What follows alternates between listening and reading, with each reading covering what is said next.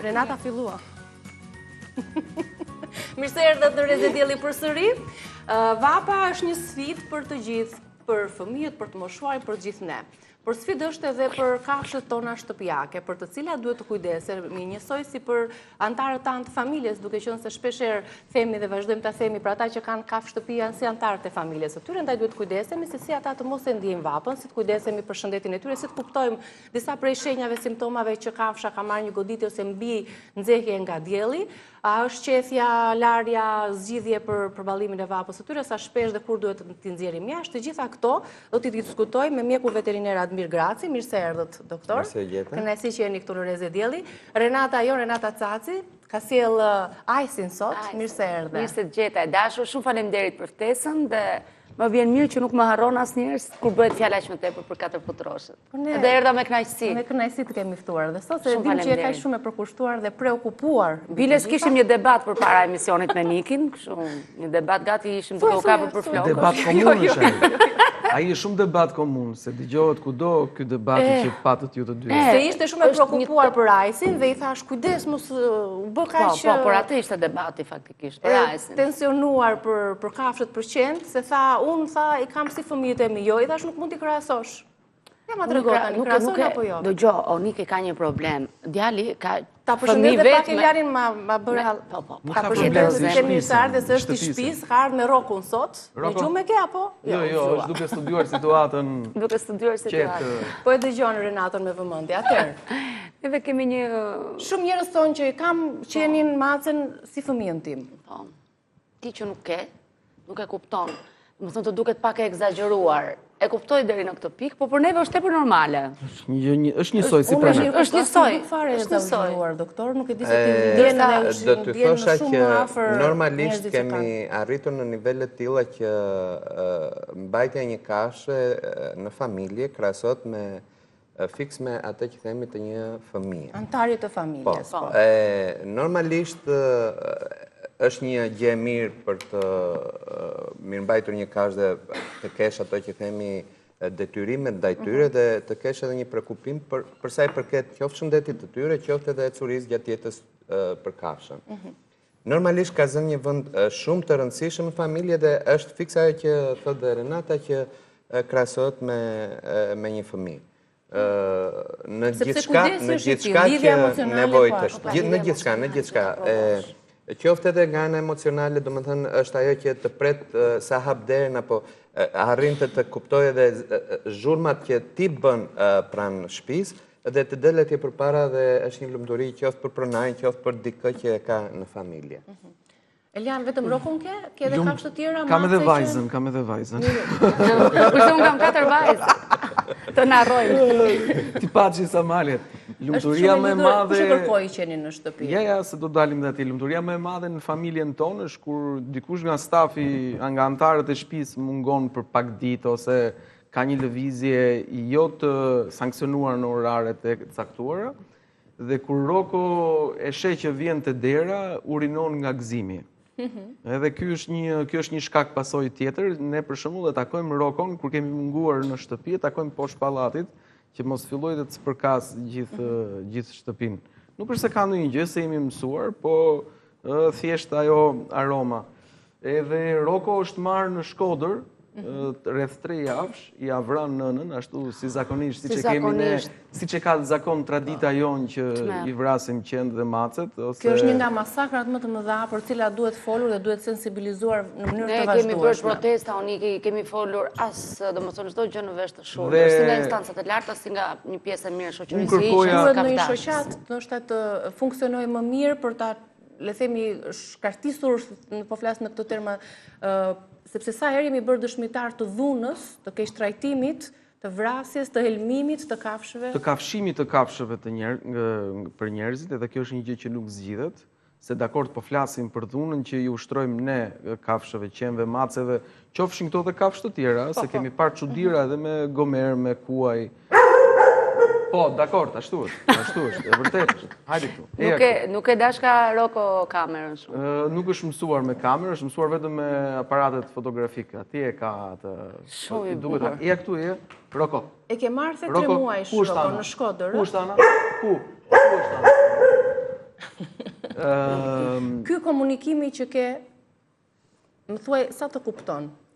E kam adoptuar në Shkodër 3 javësh të një vajzë që ka një nismë me qenë dhe me mace, Animals Need Me. Kërkoja prej vitesh një qenë që ishte me çfarë do lloj ngjyre, po që veshin e kishte me një ngjyrë dhe që syrin e kishte me ngjyrën e veshit. E pas ke bërë me porosi? Unë si mobilje? fola me universin edhe më doli ashtu siç e desha unë. Dhe pastaj nga Shkodra e sjell në Tiranë, nga Tirana e çoj në Prishtinë te Bashkëvuajtja. Atje hyri pak me knajsi dhe jo knajsi se normal është një shtëpi e rregullt e pastër si gjitha shtëpit, por u ambientua me shtëpinë e nusës time dhe pasi ne lëvizëm pastaj nga Prishtina, jeton me ne në Tiranë, nuk është i sterilizuar, i kastruar, i këto gjërat që kanë qenë dhe macet, ndoshta është një gabim, unë mendoj që s'është gabim për disa arsye të tjera. Po kjo është pjesa që s'më takon mua, kjo është pjesa që i vendos bashkëvuajtësia ime këto, ajo i merr këto vendime. Jo, as bashkëvuajtësia jote, është jetimi të dy. Dakor, unë jam që mos bëhet. Do të thosha këtë që normalisht çdo kush e shikon nga këndvështrimi vet, qoftë pronar, qoftë doktor. Do të thosha që një kafshë sterilizuar, një qenë apo një mace, normalisht jeton shumë me pak strese. Dhe ndërkohë, duke hequr qafe anën hormonale dhe duke hequr qoftë vezoren apo mitën nga organizmi, heqim qafe dhe një sër problemesh që shfaqin. Pak më parë fola me një zonjë që ka një qenë Rottweiler 11 vjeç që ka tumore. Në qoftë se ajo do ishte sterilizuar që në moshën 4-5 vjeçe, nuk do diskutohesh më ky problem. Domethënë, çdo kush e shikon, ndërsa ka individ që e shohin se po i heqin një të drejtë një kafshë, është e drejtë dhe ajo, çdo kush e mendon ndryshe, por kryesisht duhet parë se çfarë të mira sjellim nga një procedurë që do futet të bëhet tek kjo kafshë. Sido që tjetë, një kafshë e sterilizuar është shumë më mirë nga ana e qoftë shëndetësore, po qoftë edhe në sjelljen dhe në mbarvajtjen gjatë jetës vetë. Ka një të metë që ka një oreks më të tepruar dhe kemi një obezitet. Por në qoftë se kemi një pronar strikt, normalisht ajo pesh nuk do vjetë sepse do mbaj një dietë ushqimore të caktuar. Pra ka dhe një dietë dhe një regjim edhe për normal. Renata, sa edhe një pesë ke shtuar më shumë apo? Ka dhe një mace që e kam marrë nga rruga, se unë të gjithë i kam adoptuar. Vetëm këto e kam blerë shumë të vogël. Dhe për këto do më thonë ishte një koincidencë e bukur që kur më ftuat në emision, më tha që do t'jetë doktor Adi, o dhe zot thash do vi aq më tepër për ty, por edhe për doktor Adin, sepse ka qenë një ndër të parët, mos ishte doktor Adi, ai si nuk do ishte sot. Kështu që ka patur probleme me shëndetin? Ka patur 2-3 lloj problemesh, më thonë. Kishte problemi që u diskutua pak më parë për mitrën dhe shpëtoi. U bë një ndërhyrje e shpejtë dhe normalisht shkoi shumë mirë dhe ja kusht edhe goca. Probleme me mykun ka patur. Si e përballojnë vapën katërputroshët e tu? Se tani thamë është të tmerr me temperaturat larta, ti ke edhe shumë. Po kam shumë edhe e përjetoj një mirë në fakt, jo mirë. Unë i fus në dhomat e veta dhe ju ndes kondicionerin. Po nuk i lësh shumë se me njerë në kontaktin me jashtë, pastaj se duhet dalin jashtë prapë të kryen ato nevojat e tyre, kanë probleme pastaj edhe herës, domethënë më duket sikur ndonjëherë ju merret komplet fryma. Është pak përballje e vështirë kjo, kur tani imagjino dhe 2 muajt e tjerë, do ta kemi pak të vështirë, por unë i marr dhe me veten ndonjëherë në plazh. Këtë e kisha një ditë me vete dhe nuk e di, doktor, kisha frikë ta fusja në det. Se ka njerëz po, ka njerëz që kanë frikë të mbajnë në det, por edhe tash mos pëson ndonjë gjë. Jo, nuk ka problem. Shko, t'ju them, normalisht besoj dhe kemi arritur në një nivel të tillë që çdo kush e njeh mirë kafshën e vet për sa i përket edhe sjelljes ndaj temperaturave. Problemi është e kafshët e rrugës, sepse ato janë të pa mbrojtura dhe do të thosha në radh parë për ato do flas, do të thosha që sa më shumë ujë në sa më shumë vende të fshehta, në kuptimin jo rrezatuese të diellit, poshtë një peme, poshtë një ndërtese, që ato të kenë të vazhdueshëm pirjen e ujit. Në temperaturat të larta kërkesa është e lartë për ujin. Është e domosdoshme dhe është jetike. Përsa i përket këtyre që neve i mbajmë në familje, në shtëpi, dihet që kafsha e qeni nuk djersin. Dhe normalisht rënja e temperaturës arrihet vetëm duke bërë luhatjen, atë frymarrjen dhe nxjerrjen e gjuhës jashtë. Dhe tipike tek kafshët është edhe maja e gishtave të putrave që bëjnë një humbje të temperaturës në kontakt me mjedisin dhe atje kemi një rënje ose themi largim të temperaturës së brendshme. Në shumë raste kërkohet dalja xhiro ose shëtitje që themi do ndrojmë çik ato oraret apo programin që kemi, duhet dali shumë herët, duhet dali pa u rritur temperatura dhe shumë vonë në darkë prapë kur kemi jo temperatura të larta. Kjo është e këshillueshme dhe domosdoshme, nuk duhet dalin në orare shumë të nxehta të ditës. Po ata që nxjerrin në plazh kur ora është e nxehtë, është problem kryesisht puna, për shembull nëse kemi rër të nxehtë, kemi dëmtime, kanë ardhur shumë shpesh dëmtime të putrave sepse temperatura e lartë kur digjet vetë njeriu, ndjeshmëria e putrës të kafsha është shumë e lartë dhe normalisht mund të bëj djegje të pa rikuperueshme dhe të doj kohë për mjekim. Po ashtu edhe gurët. Tani, futja në det është gjë e mirë, nuk është gjë e keqe dhe normalisht marrja, siç bëjmë me një fëmijë, fusim det dhe e çojmë përsëri në hije, nuk është diçka që nuk është e arritshme. Mes dy racave që kemi, për shembull Roko dhe Ajsi, që janë dy nga pronarët i kemi këtu, kush e ndjen më shumë vapën? Cilat raca? Ka ndonjë diferencë? Normalisht ato që kanë mantelin e gjatë kanë më të ndjeshme temperaturën. Edhe po të shikosh dhe të vësh re marrja frymë me gocës këtu me çunit atje janë ndryshe. Frymarrja është shumë e shpejtë te kjo sepse kërkon që të largoj sa më shumë temperaturë të brendshme. Kjo ndodh prej mantelit, domethënë ka shtresë të brendshme të qimes dhe shtresë të jashtme.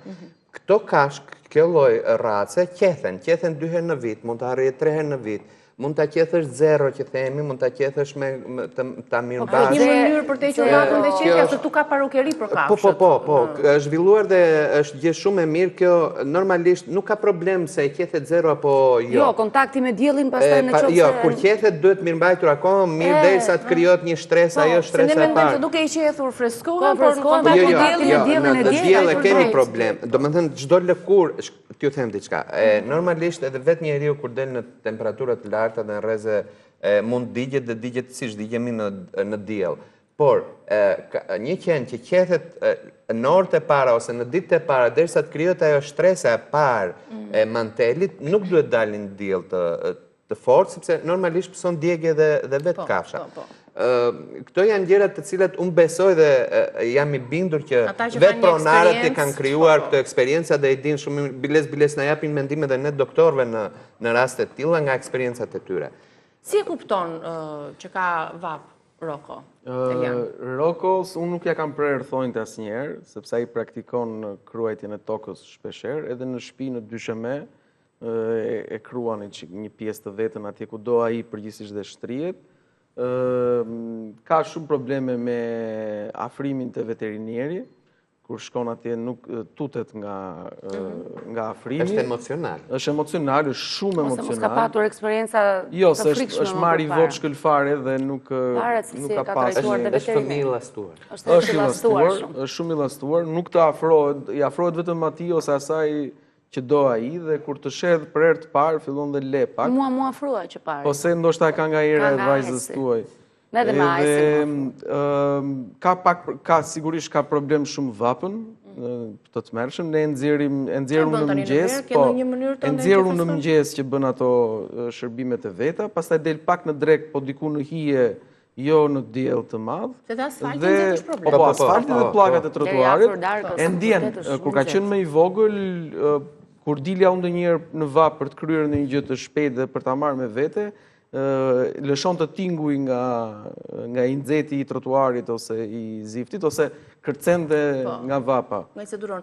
Kanë ardhur për shembull shpesh për pronarë të kafshëve, të maceve, të qenve që janë goditur themin nga dielli, siç janë goditjet ekstreme. Po, është goditja e diellit, ashtu quhet edhe tek qeni dhe arrin një temperaturë trupore diku 42 gradë në të cilën kafsha humbet ndjenjat dhe është e pavetëdijshme fare. Ka rastisur, kjo ndodh kur mbahet në orë të gjata në temperatura të larta ose kur mbahet në makinë të mbyllur në temperatura të larta.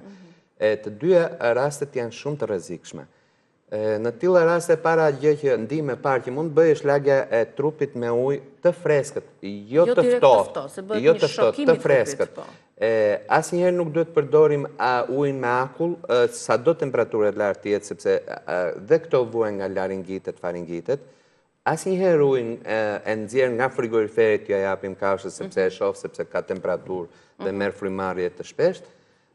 Normalisht, në rastet e rënda, si që përmend ajo rënja e pikës diellit, do me patjetër të shkojnë në një doktor. Ndërsa në rastet më të thjeshta që shohim një frymarrje abdominale i quhet, do të thënë merr frymë me bark, nxjerr gjuhën shumë të shpesh, nxjerr gjuhën, luhat themi. Mund të bëj një vizitë, si thua. Nuk e ka shumë të fortë, ai si është normal këtu, por ka raste që, do të thënë, fillon të jargëzon kafsha.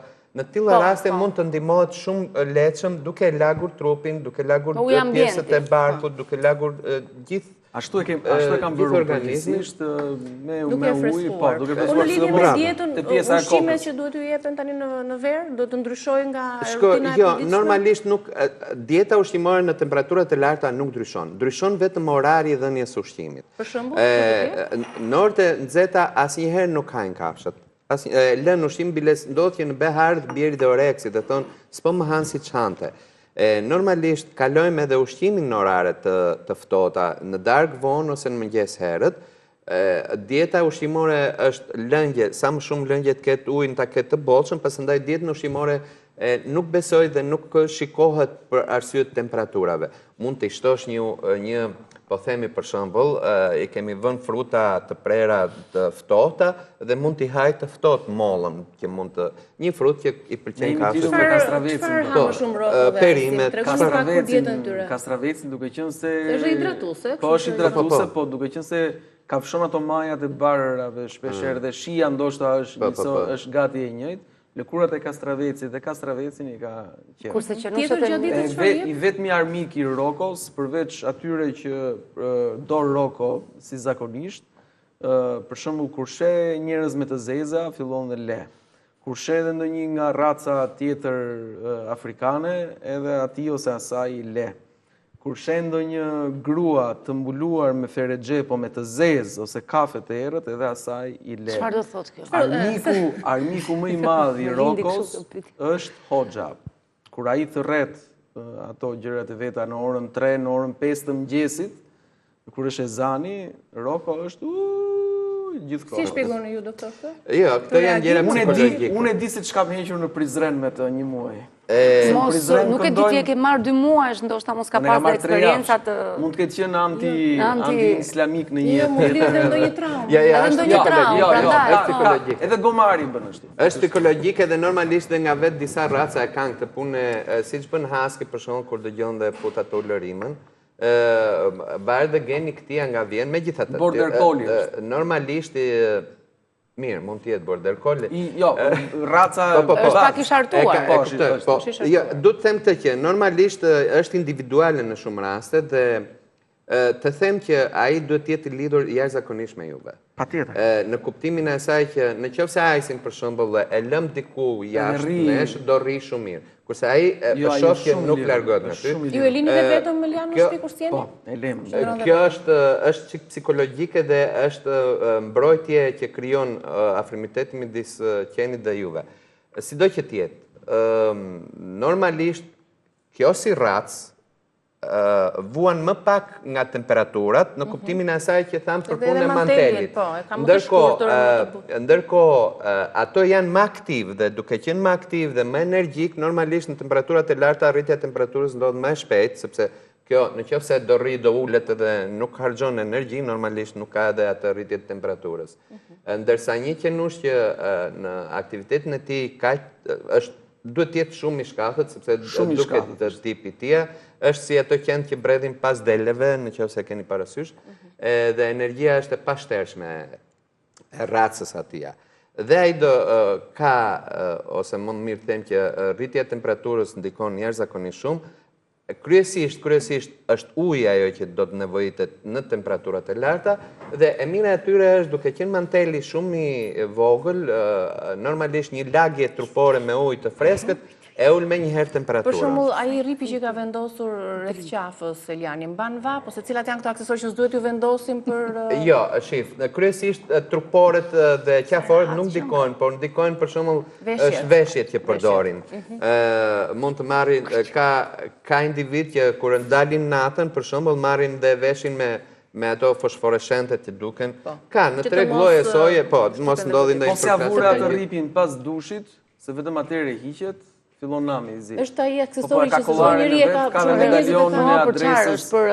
Jo, nuk është për ndonjë gjë, po e ka psikologjike është mësuar me ato. Siç kanë njerëzit në përgjithësiorën, unazën, si aksesor në trupin e tyre. Barova po sot do qaforen. Po shkon vetë qaforja e kërkon, plus edhe dushin e bën gati një herë në 2 muaj, jo shpesh, por ne e krejmë pak shpesh.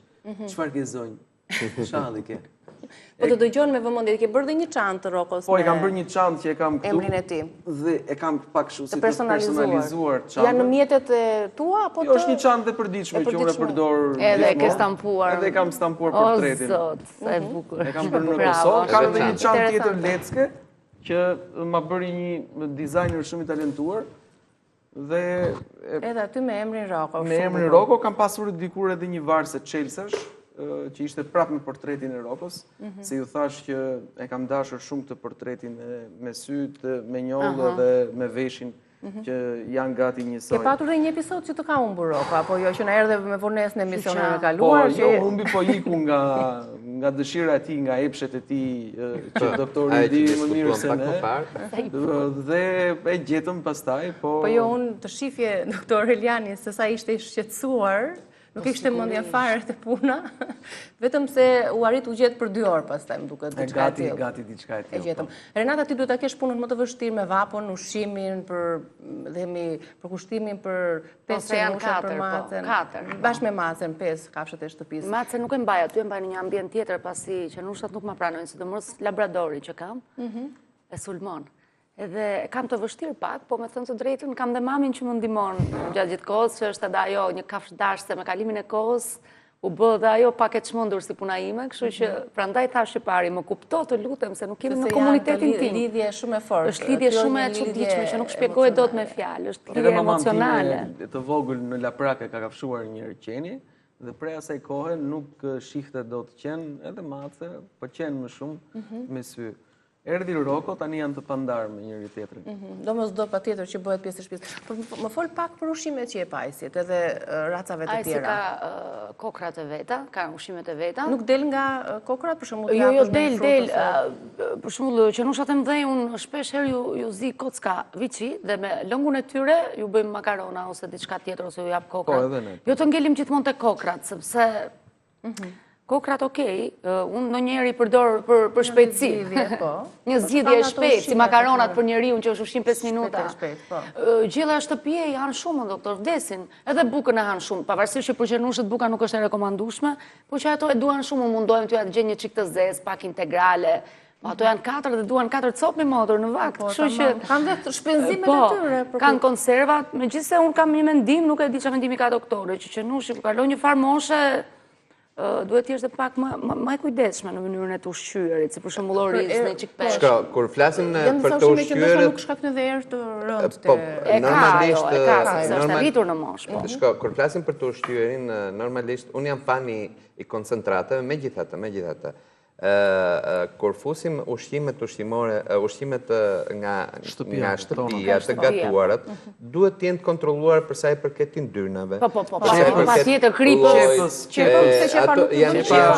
Janë shumë produkte të cilat na ndikojnë negativisht të kafshët. Për shembull, mund ta thoni disa ushqime që nuk duhet Që nuk duhet t'i japim, po. Kocka është e para dhe Jo, lëngun e kocka, dhe palsën, nuk ta them të kocka, për shembull, më ndodh shumë shpesh që marrin telefon dhe thonë doktor, kemi problem me jashtëqitje, nuk del dot jashtë kafsha. Dhe të parën pyetje që bëj, kur ka ngrënë kocka? Dhe më thonë, para 24 orëve, para 12 orëve, para 3 ditëve. Dhe normalisht kjo është një problem në të cilën normalisht qeni kockën e ka shumë qejf, por përfitimi nga kocka është pothuajse zero. Zero. Domethënë është një kënaqësi, është një pastrim gurzash i dhënve kur themi, Dhe ka një përqindje aq të vogël kaqëmi përfitimi të madh që nuk, domethënë, e krahasoj me zero. Normalisht këto gjëra duhen pasur parasysh sepse nuk jepen. Tani, ashtu si themi dhe për njerëzit, për shembull dhjami në përgjithësi nuk është yndyrë e tepruar, nuk është më e mira, por ka dhe shumë gjëra specifike. Për shembull, ëmbëlsirat nuk duhet të jepen asnjëherë në kafshë. Domethënë, nëse neve duhet të ham sasira që themi që po vemi drejt asaj që të vuajmë nga diabeti, qenia akumulon sheqerin dhe normalisht një sasi e vogël kalon në diabet. I bën dëm, po. Përveç ëmbëlsirave do shkojmë edhe tek frutat. Frutat e stinës, për shembull, se mund të themi hëngri një fet shalqi ose një pjesë shalqinit të ftohtë, do t'i bënte mirë, por jo sasira të mëdhaja. Jo akullore. Akulloria është ka shumë sheqer. Vdesin tash, nuk e dia, është krijuar akoma akullora për qenushën. Po, do të jetë një biznes shumë si timprurës. Po, mund të jetë një prodhim i veçantë. Sido që t'jetë, normalisht në të ushqyer është pasandaj edhe në bazë të moshës që ka, duhet nevojat ushqimore, ndryshe ushqet një i vogël deri në 1 vjeç, ndryshe ai në rritje dhe ndryshe një i madh mbi moshën 10 vjeçe. Të gjitha këto shikohen dhe diskutohen me veterinerin për të përcaktuar një bazë ushqimore dhe pasandaj shtesat nga familja nuk është domosdoshme si thua ta ndaloj dikush nga doktorat e thotë stop mos e jepni. Mund të haj dhe mund të haj shumë mirë edhe ushqim me shtëpi. Por diskutohet çdo gjë. Diskutohet. Dy gjëra janë alarmante për mendimin tim për mbajtjen e qenëve në këtë rastin tonë në shtëpi ose pranë shtëpisë. Një që mua më duket shumë e frikshme, fëmijët që kanë jashtëmase frikë nga qenë. Është varë se edukon prindi o lale. Ti e ke të lidhur qenin, nuk ka asnjë shans që qeni të ikë dhe t'i sulet vajzës apo djalit që ka një frikë ose të frikshme, domethënë të vrapoj fëmia. Është një frikë që është njëktuar nga të rriturit, sepse ata nuk e kuptojnë. Nuk i ka ndodhur asgjë. Treçerekut të fëmijëve nuk i ka ndodhur asgjë me qenë. Dhe kanë të lindur, e kanë pasë ka edhe të rritur kështu. Po thua kur del me rrokun dhe shef që friksohen fëmijët në lokale apo jashtë. Ka dhe gra, vajza, burra, pleq dhe zonja në moshë që ikin nga qeni. Më thënë të trëmbesh nga roko. Të trëmbesh nga roko. Janë trëmbu nga ajsi. Unë i them trëmbu nga unë, jo nga roko, se të kafshojnë. Për shembull, Niki u trëmb nga roko që pari. Jo, kisha tjetër problem, Renata, tregu të vërtetën. Thash, fustani. Kisha asë më hapte fustanin. Edhe unë thash, Niki do të blej një tjetër, thash, do të blej një më të bukur. Kjo mendoj që duhet edukuar dhe përgjithsisht në vendet shumë fetare që nuk e prekin qenin me dorë ose një çik muslimane nga këto që na rrethojnë ne, është pak problem të gjithë e kam parë. Se është kjo? Nuk do ta ose ndoshta bëjnë ato faljet, lutjet e tyre dhe janë të lidhur me fen dhe po ti kenë një kontakt me qenin ose me macen, me qenin në këtë rast, duhet të bëjnë veprime të tjera. Po kjo është e parëndësishme. E rëndësishme është si të kultivojmë në shoqëri. Besimtar musliman që kanë qenë. Po që kanë qenë edhe jo muslimanët më tepër janë të kryer drejt macave. Po janë të ndara dhe stresat mendore njerëzore besimtare në raport me mendore sociale. Disa thonë që ai ka shkruar në Kur'an që macja duhet të jetë është gjëja më e lartë e Zotit në tokë. Disa thonë qeni është andej është këtej. Ka teori të ndryshme që si përcakton dot. Këto janë racizma fetare që sipas shijeve të njerëzve përdorin edhe kafshët në këtë rast. Bëjnë ndarje të kafshëve. Një moment.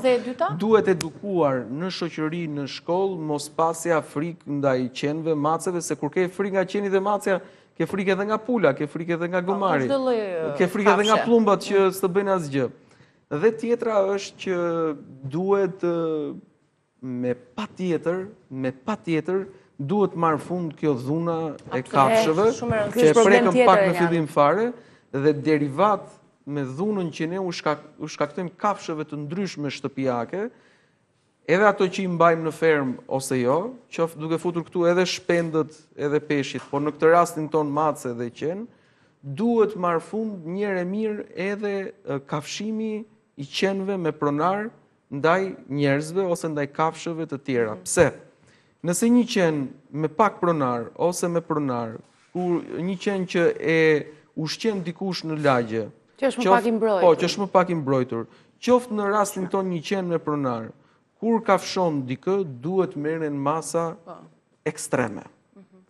është shumë e vështirë të merret qeni, të shkojë qeni diku në një strehës, në një ambient tjetër, sepse s'mban njeri përgjithësi. E curia e letrave që duhet bëhen për ta ulur këtë temp ose për ta kushtëzuar këtë gjë është e pakët. Dhe një problem tjetër është që kur të ndrojnë jetë kafshët apo macet, qend apo macet tona, ne e dim se çfarë sakrifice është për të bërë për ta çuar atë diku në një vend që të prehet një video ose të një zonje që kishte bërë një vend për të edhe kishin kujtuar që ishte fëmijë i vogël. Edhe kishin kujtuar se ishte vari një fëmijë të vogël, u bë goxha virale. Ti dhe ke parë apo jo? E kam parë unë. Si duhet të duhet të ekzistojnë të vareza. Bashkitë përkatëse, unë besoj që nuk mungon dëshira, nuk mungon... Asgjë s'mungon, as kapaciteti, as dëshira, as buxheti. Thjesht mungon koha e duhur për ta bërë atë gjë. Dëshira mungon. Kam dëgjuar dëgjuar njerëz që donin ta çonin qenin dhe macën edhe te varri i familjes. Nuk më duket, personalisht nuk më duket e keqe, që me fotografinë time atje tjetë edhe që në ushim ose macja ime. Mati do ishte kënaqësi e madhe ta kisha bukuroshin tim Bardhi, se Bardhi e kam quajtur në fillim fare. Pastaj duke qenë se Bardhok ndoshta dhe Roko ka shkuar. Po, duke qenë se Bardhi ishte një shok i familjes, e quajtëm Roku. Po, shën Roku është mbrojtësi i kafshëve dhe të tjera sendeve me 4 këmbë. E kjo është një zgjidhje sepse duhet gjetur një zgjidhje sepse njerëzit kanë edhe kuaj, kanë edhe lop, kanë edhe dera. Po mirë, ata në fshat e gjenë një vend ta... Ato mos e vret mendje se ato sa ngordhin i shesin mishin e hati unë, Renata, Natori me radhë. Disa nga ne edhe nuk janë fare. Por për ne që i kemi kafshë shtëpiake, duhet gjetur një zgjidhje. Ka ardhur koha të gjejmë një zgjidhje ose të ketë një varrezë të përshtatshme vetëm për kafshët shtëpiake. Po, sigurisht e para është ajo që tham, për mbrojtjen, mos kishtrajtimin, mos bëhemi, le të themi, shembuj më negativ dhe më të këqij të kishtrajtimit të. Kjo arrihet nëpërmjet bashkëpunimit nga ana e legjislacionit ta kërkojnë qoftë shoqatat, qoftë me bashkinë institucionet vendore. Po, çdo bashki është e detyruar të bëjë një gjë të tillë, po kjo gjithmonë me legjislacionin që qoftë edhe të digjet dhe pastaj hiri nuk është formuar akoma. Me djegje do ishte akoma më mirë dhe më bën çudi fakti që s'është marrë nga dikush nga ana private. Ne pastaj ta çojmë te një pemë hirin e... Po, me djegje është më mirë. Nuk e pranon dot, Renata. Ajo se pranon, unë e pranoj, nuk ka problem. Të lutem, edhe në minutën e fundit do doja 2 këshilla për macet, sepse ato nuk dalin, nuk i nxjerrim, e përballojnë më shumë vapën, ushqimet që nuk duhet i japim, disa japin kos frutash, është e lejueshme apo jo, ushqimet të tjera që lejohen. Macja është më problematike për temperaturat në krahasim me qenin klasin, por duke qenë se ato janë po themi, lëvizja e tyre është më e vogël, duke i mbajtur vetëm në familje, ato e gjenë vetë një rrëz të ftohtë dhe futen atje, kur themi, ose në kondicioner. Me që më kujtu kondicioneri. Do të thosha që përdorimi i kondicionerit nuk është gjë më e mirë e mundshme. Do të ishte më e mirë të përdorësh një freskuese për qarkullimin e ajrit brenda ambientit, se sa të futet kondicioneri. Sepse vetë tharja e ajrit edhe lagështira që ndodh, që kemi ndryshime të ambientit atje, sjell dëmtime qoftë në laringite, faringite deri në problemet mushkërisë. Pra, do të ishte më mirë një qarkullim ajri se sa një kondicioner. Edhe për ne. Për të gjithë, por është sidomos qeni dhe macja kanë shumë të ndjeshme, këtë ndryshim në temperaturës është ndjeshmëria shumë më e lartë. Kështu që ndërkohë macja, duke qenë se është një kafshë që mund të mirëbahet thjesht vetëm brenda, nuk kemi problemet si tek qeni. Ndërkohë, ato që jetojnë jashtë do vënë dhe televizin dhe kërkojnë vetë një ambient të freskët, janë më të shkahta dhe si thuash, e mbrojnë më mirë organizmin e tyre në krahasim me qenin. Ushqim i gatshëm, po ushqimet e tjera që konsumon familja? Po, mund të hajë gjithçka. Macja normalisht ju thash që yndynat është gjë më e keqe që mund të mos përdoret në raste të tilla. Kockat po ashtu, me që flasim për macen, halat e peshkut janë shumë problematike sepse macja e do shumë peshkun, por duke qenë se ka një kërkesë shumë të lartë për llojin e këtij ushqimi, mund se kontrolloj mirë të gjë dhe ndodh që të ka përdi deri t'ja bësh gati, po, kështu, mund të jetë e përgatitur, po. Unë kam zgjidhur me dëmshëm për matë? Kur kemi kosi frutave ka ëmbëlsirë dhe duke qenë me ëmbëlsirë normalisht nuk bën për ta ngrënë. Mund t'i përdori kosin e freskët të ftohtë, po, të thjeshtë. Ta bësh vetë në shtëpi. Kosin e thjeshtë mund ta përdorësh, por jo ato që janë të përgatitur që flasin për që kanë ëmbëlsirën brenda, sepse çdo lloj ëmbëlsire për kafshët. Edhe kosin me masë sepse krijon krimba. Çdo derivati qumshit krijon. Shko, duke dhënë çdo 3 muaj ilaçin që është për parazitë e brendshëm e këtë mbrojtur dhe këtë mbledhur mendjen. Po, kosi ka probiotik? Jo, e ka fjalën për parazitë të brendshëm sepse bulmetet japin një përqindje ose më mirë them ndihmojnë në riprodhimin dhe në zhvillimin e parazitëve të brendshëm. Tot Roko që mbaroi hapësira ka ishte edhe mënyra që duronte këtë pjesën. Roko kërkon nga arkiva juaj një salcice. Kjo është. Kemi Se kupton fjalën salcice. Ju falenderoj shumë. Faleminderit shumë. Ti keni me shëndet dhe me jetë. Kishte dalë dhe një tipikria do arrit që të kuptojë se çfarë u thot kafsha juve, nëse keni lexuar të rehat e fundit, po. Inteligjenca artificiale do t'jap mundësinë të kuptojë. Kishte dalë dhe një kokër për t'i dhënë qenushave që të jetonin sa më gjatë. Nuk e di sa e vërtet është. Sardelet dhe Roko ka një lidhje ekstreme bashkë. Ja, do t'i përgatisim gjatë pak më vonë. Edhe vaj peshkut që marrim ne për trupin tonë, mund t'i bëjmë mirë. Ju falenderoj shumë për prezencën tuaj. Ne do të kalojmë në publicitet. Rikthehemi përsëri në Reze.